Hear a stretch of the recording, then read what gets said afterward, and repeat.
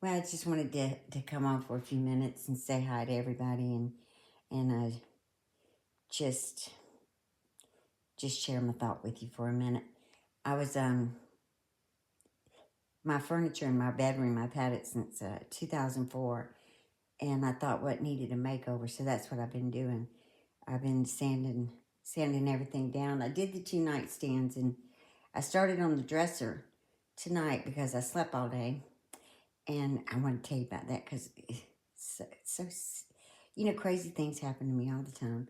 But last night I was upstairs just kind of fooling around, and my husband was asleep on the couch. And when I say he was like in a potato coma, and it was terrible.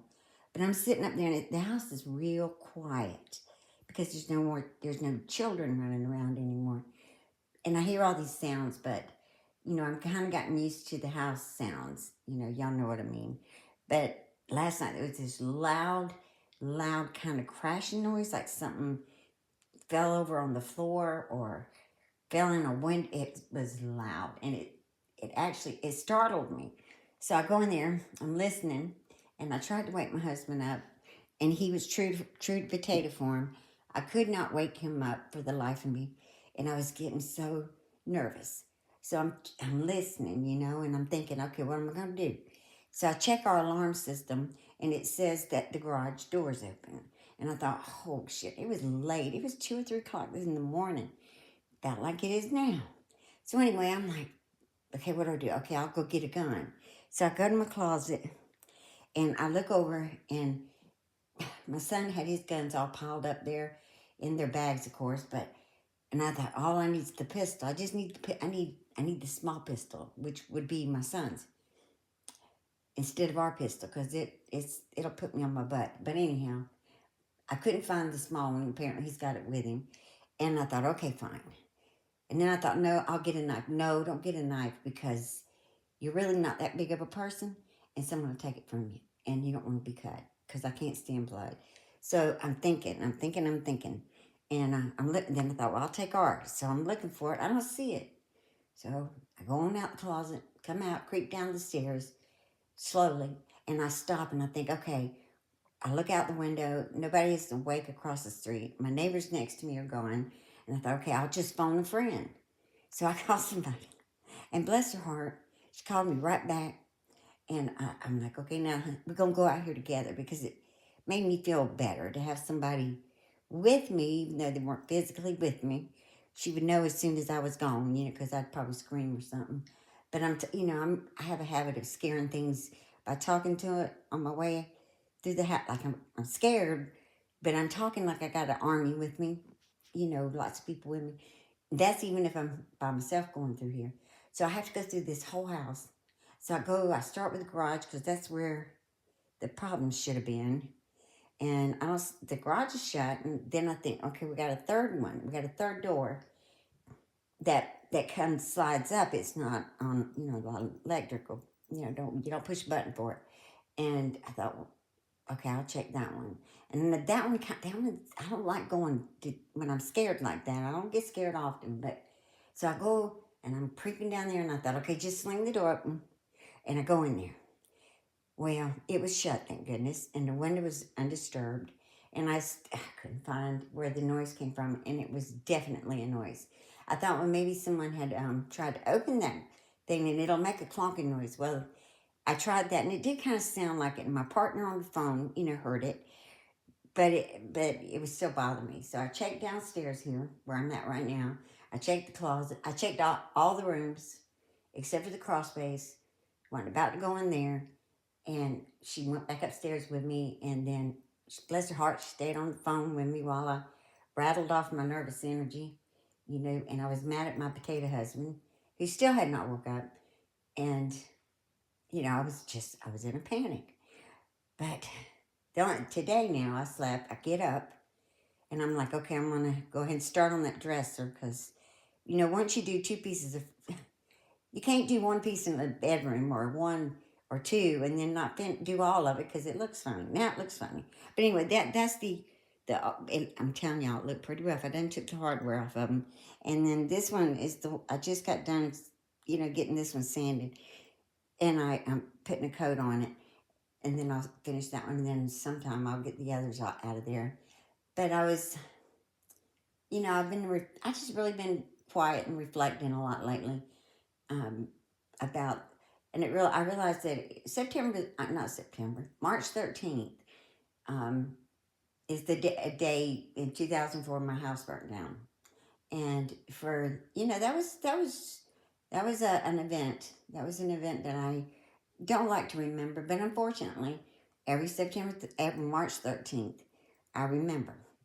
I remember clearly that the feeling, like the way the wind blows that day, it just brings back these feelings. You know how when you have a strong reaction to for me, it's always sad. I can, when the wind or something touches my skin, it'll take me back to that time. And I was already kind of feeling a little strange that day, just not right. But then, I had a couple of comments, that just took me back a little bit. Well, actually, I'm gonna tell you something. It just made something inside of me snap, not in an angry way, but in a shutdown way. I just shut down. I'm. It's hard to explain, but just something inside of me turned off. And on the 13th, I just couldn't.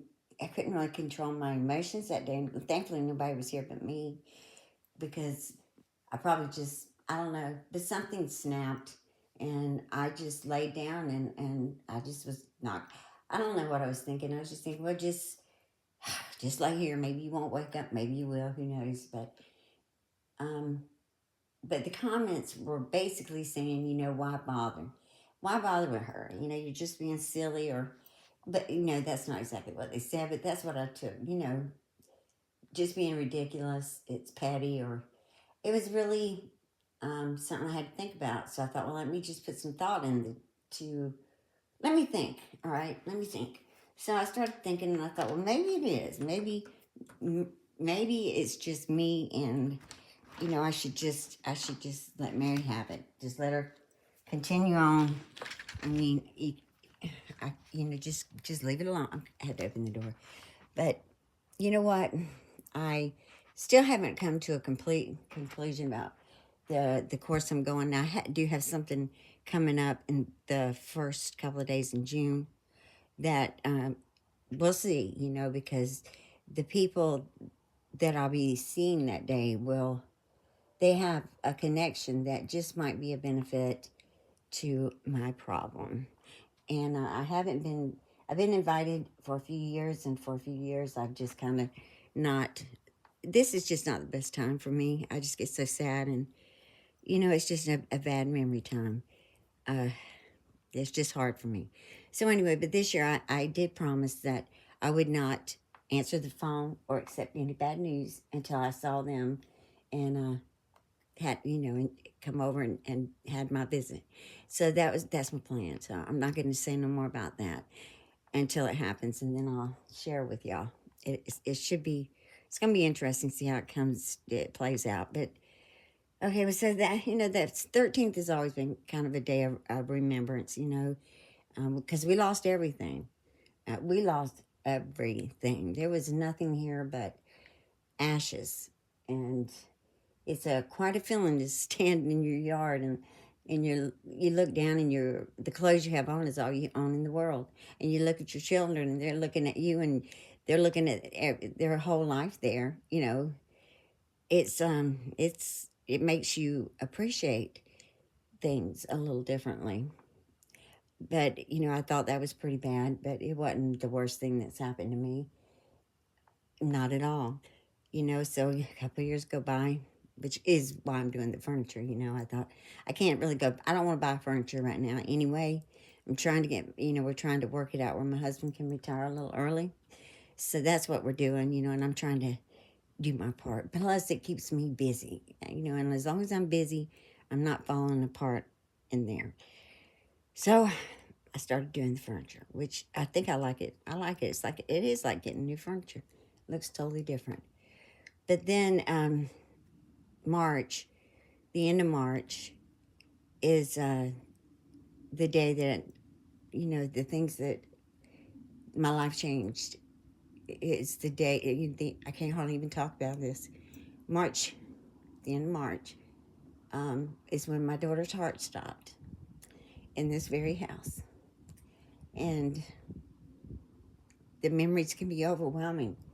I go through this house and I fight it every day. But there's days I see my husband in there doing the CPR and, just,